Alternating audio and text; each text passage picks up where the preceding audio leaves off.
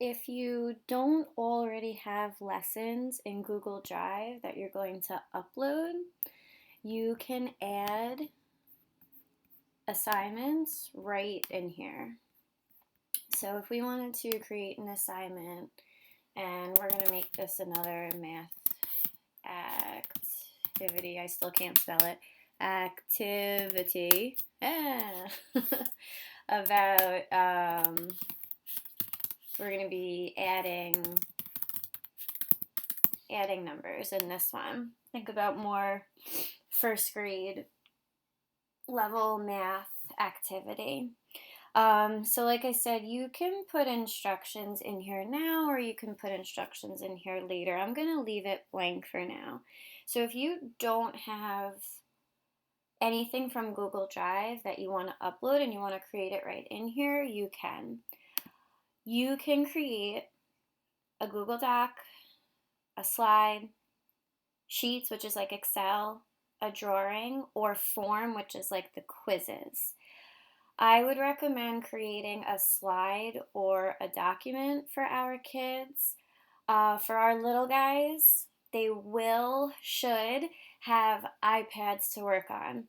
iPads have a really cool drawing feature so that they'll be able to open it up and draw or write with their finger or a stylus if they have, right on the document. For our older kids, we are going to have to put in text boxes or places where they can type right in. So just keep that in mind. Anything that you create, you need to have a place where the kids can add to it. So if it's a document and we have our older kids, they can type in it. For our younger ones, they will have a drawing tool only on a tablet or an iPad, not on the computer for most computers. So I would recommend doing most of your work in Google Slides because you can create text boxes and places for them to draw or color or write. So Google Slides is a really cool tool. Just putting the title up here so it matches. If you've never used it before, you can do a ton of stuff with it. So I'm just going to go through a few things that you can do. First, what usually comes up is some kind of theme. You can pick one of these that you like and it applies it to all of your work, or you can just do your own work and go on black and white, put anything that you want. But if I just want to make, this will be our first page. So can say adding numbers. Now, a really cool thing that you can do on Google is you can add voice instructions to any slide, but you can actually only add the audio in slides. As far as I know, I tried to do it in documents and it didn't work. We might be able to do it in some other things. We'll just say, whatever we want on here. So a really cool tool that I put on here is that you can record your voice really easily on this website and it saves it right to your computer. It's on our PS 182 Remote Learning Resources Classroom under Google Tips and Tricks. Just go to Add Voice Directions and this link. This will bring you to an online voice recorder. All you have to do is click the button and say what you want. So for any of our students, voice instructions and voice directions will be really beneficial while they're going through the slides. So for students who need any additional help reading directions or listening to directions, this will be really great. Few steps though. So if I just want my voice to be on here and say this lesson will be about adding numbers. Not that would probably be the title of your lesson, trying to keep it simple. So all you have to do is press this button. This lesson will be about adding numbers. You could pause it at any time, and then you can add more to it by unpausing it, or if that's it, just stop. You can play around with it too, but all you really have to do is save it. It'll automatically save either down here or in your little download. Easiest thing to do is just to drag the file over to your desktop. But you can find it in your download folder if you want. I just like to drag it over because one more step before you add it in here, you just have to put it in your drive. So anything that you do just needs to go in to your Google Drive. I'm still on 4th grade. I'm just going to make sure I go into my DOE drive because I can only take things from my DOE drive. So just for now, I'm just going to drag it right in here. You can definitely upload the file and you can find it in your downloads. It will be in here, but I have a million downloads, so I have to go through everything and find which one it is. But it says record online. Don't even know which one it is, but you can pick it and open it in here. Or if you dragged it over, you can literally just drag it right in. So I already recorded something before, so this I want to keep as a separate file. And I might even want to rename it so that I know which one it is. If you push in Control and click on it, you can rename. So I had like adding numbers lesson. So now I know which one that is. Oh, sorry. Okay. All right, so now it's over here. So now that it's in my drive, and I know that sounds like a lot of steps, but once you do it a few times, it becomes easy to do. We want to insert, and we're going to insert audio because we just recorded just sound.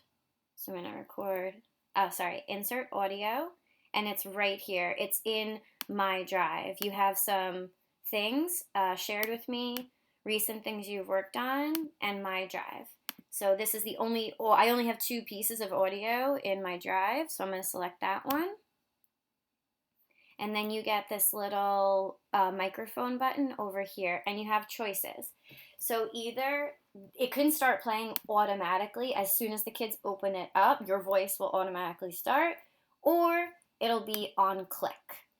You can also loop the audio so that it'll just keep repeating it over and over again, which might be really good for some. Also, you know how you keep repeating directions in the classroom? Maybe they just need to repeat it over and over again. Or they can click it and it'll play every time they click on it. So you have some choices here. And then you can hear what it'll sound like. This lesson will be about adding numbers. And you can add multiple of these. You could also move this around. So if you want it right on here so that they can click on it and play it from here, but you can move this anywhere around the screen. So that's something really cool that you can always have audio directions on each of your slides. So this was just the first page. Then we would want to get into the lesson.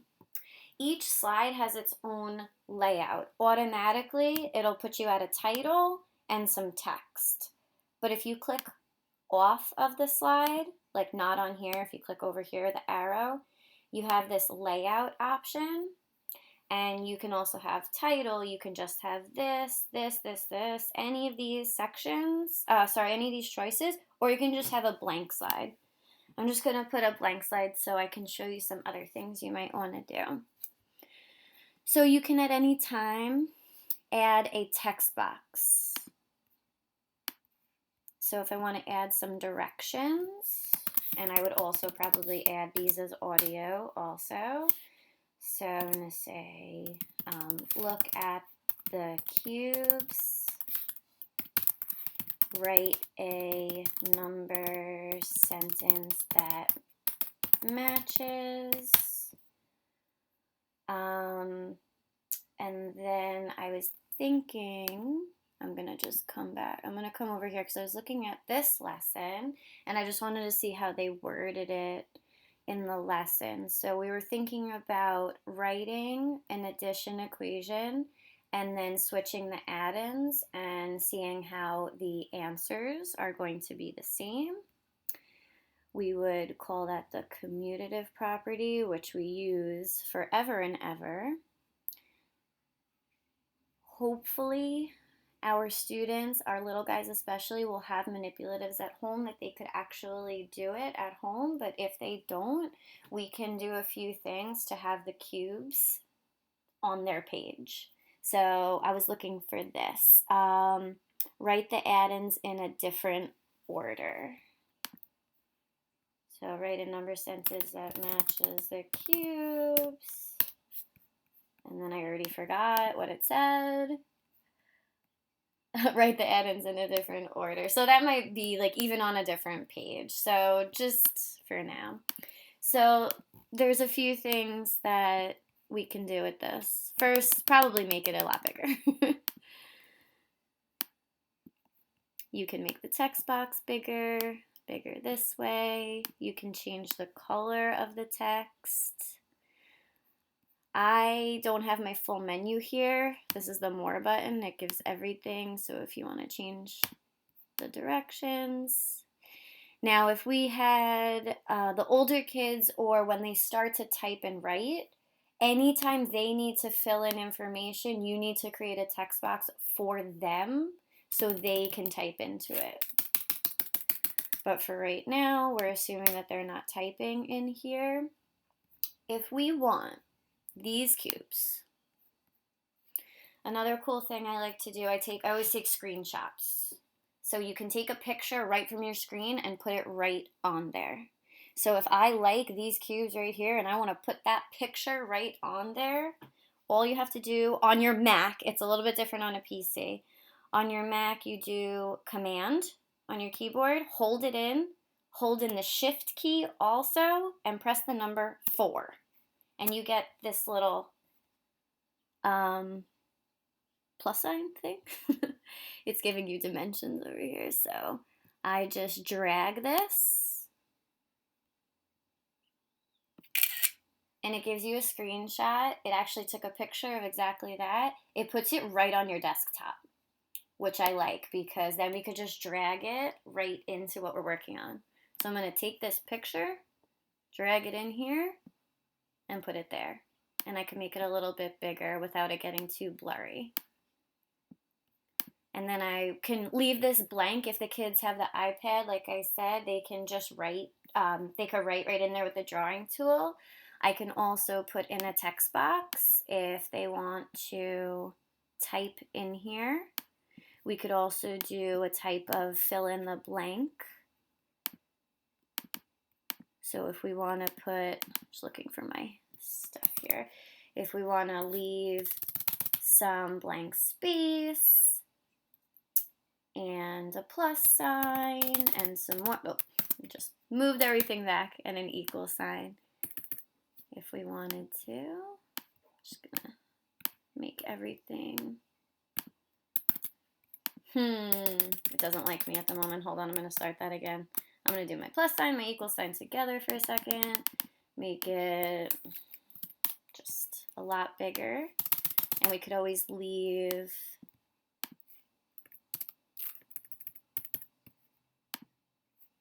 this plus sign is giving me a hard time. All right, I'm going to do it separately. I'm going to get rid of that. I'm going to put the plus sign here. Plus. Now I can just move that around if I want. And do another text box. Do an equal sign, because for some reason it was not letting me move it around. So they could fill it in. So if you just want the picture there, we can put the picture there.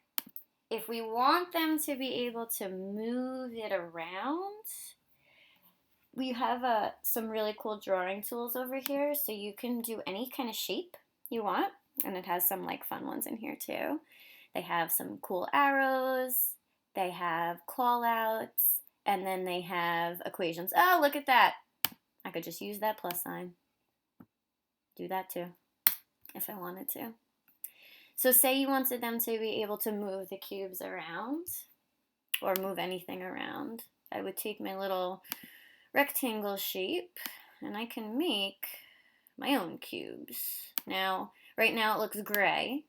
So if you click on it, you can change the color.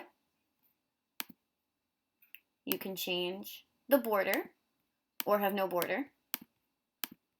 And you can also change how big that border is. So if I want it like really thick, I could do something like that.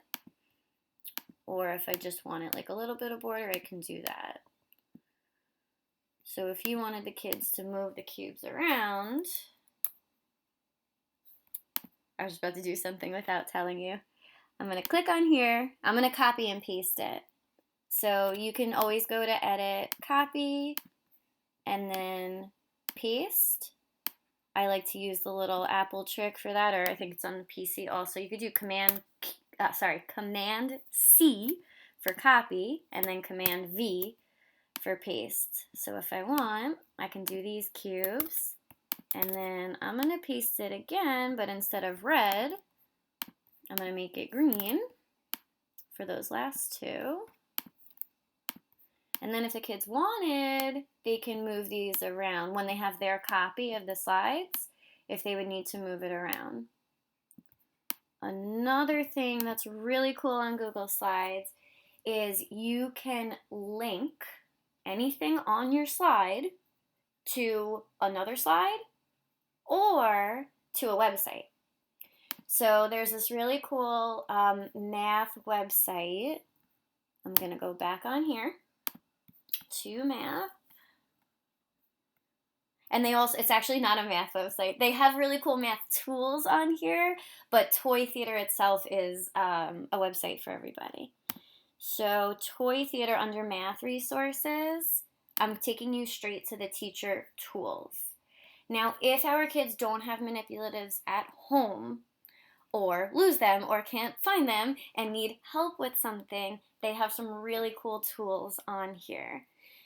So you have marbles, geoboards, clocks, stopwatch, calculator, which we would never use that, place value, you have all of these number charts, but for something like this, see, we have bears, we even have counting bears on here. For something like this, you would probably want to use some kind of 2-color counter board. They have a 5-frame, 10-frame, or a whole board. And then they always give you like some extra choices over here. So you might want to use the 10-frame or a board. Now they only have red and yellow. They can't change the colors, but it's 2 colors. So if they wanted to, and go back here, we had 3 and 2. So they can actually move these. Well, they can move them wherever they want. I'm just putting them on top. To 3 and 2. They can write on this. They can erase. And they can delete the whole thing.